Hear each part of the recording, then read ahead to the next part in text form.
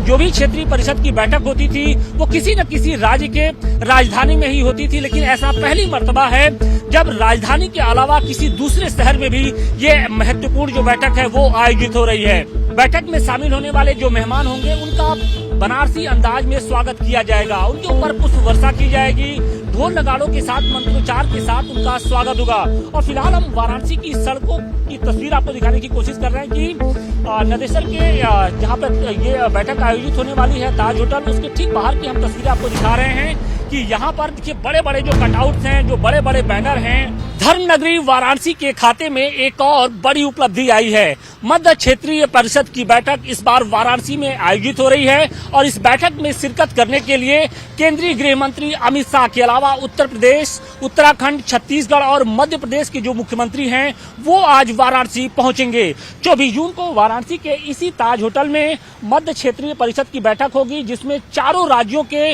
बीच में किस तरीके से कोऑर्डिनेशन बनाया जाए, सीमा का जो विवाद है उसको सुलझाया जाए, संपत्ति का बंटवारा जो अभी तक बहुत से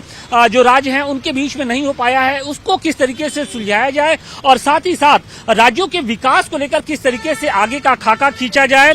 राज्यों और केंद्र के बीच में किस तरीके से समन्वय बनाया जाए, इन सभी मुद्दों को लेकर वाराणसी के इसी ताज होटल में विस्तृत तौर पे चर्चा होगी। हालांकि इसके पहले केंद्रीय गृह मंत्री के साथ साथ जो चारों राज्यों के मुख्यमंत्री हैं वो आज वाराणसी पहुंचेंगे। देर शाम लगभग 5:30 से 6 बजे के आसपास केंद्रीय गृह मंत्री अमित शाह बाबतपुर एयरपोर्ट पहुंचेंगे और इसके बाद वहां से सीधे वो बाबा काल भैरव के दरबार में जाएंगे, साथ ही महादेव यानी काशी विश्वनाथ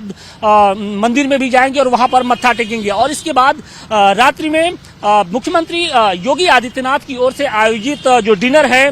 उसमें वो सभी जो मेहमान होंगे वो शिरकत करेंगे। तो निश्चित तौर पे वाराणसी के लिए ये एक बड़ी उपलब्धि है, क्योंकि इसके पहले मध्य क्षेत्रीय परिषद की बैठक के लिए वाराणसी में जबरदस्त तैयारियां की जा रही हैं। न सिर्फ वाराणसी जिला प्रशासन की ओर से बल्कि भारतीय जनता पार्टी ने भी इस महत्वपूर्ण बैठक को भव्य रूप देने में कोई कोर कसर नहीं छोड़ रखी है।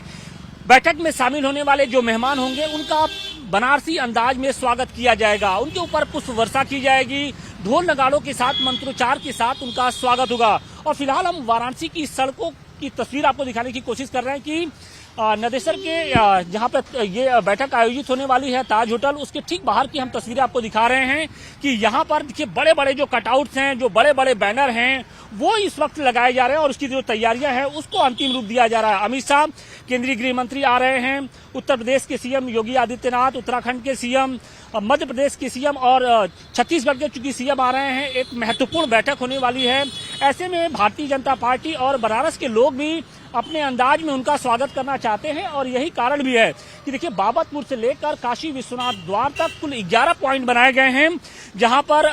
ये सभी जो मेहमान होंगे उनका स्वागत किया जाएगा। इसके अलावा जो ताज होटल है, जब वहां पर बैठक आयोजित होगी तो वहां पर भी भारतीय बनारसी जो कलाकृतियां हैं उनकी भी एक प्रदर्शनी लगाई जाएगी, जिसमें जीआई से संबंधित जो महत्वपूर्ण उत्पाद हैं, जो प्रोडक्ट हैं, उनकी एक प्रदर्शनी लगाई जाएगी। तो कुल मिलाकर कोशिश यही है कि जब वाराणसी में ये बैठक आयोजित हो तो उसकी जो छाप है, वो जो उसकी गूंज है पूरे देश में सुनाई पड़े। और यही कारण है कि जो लोग हैं वो अपने अंदाज में मेहमानों का न सिर्फ स्वागत कर रहे हैं बल्कि तैयारियों को अंतिम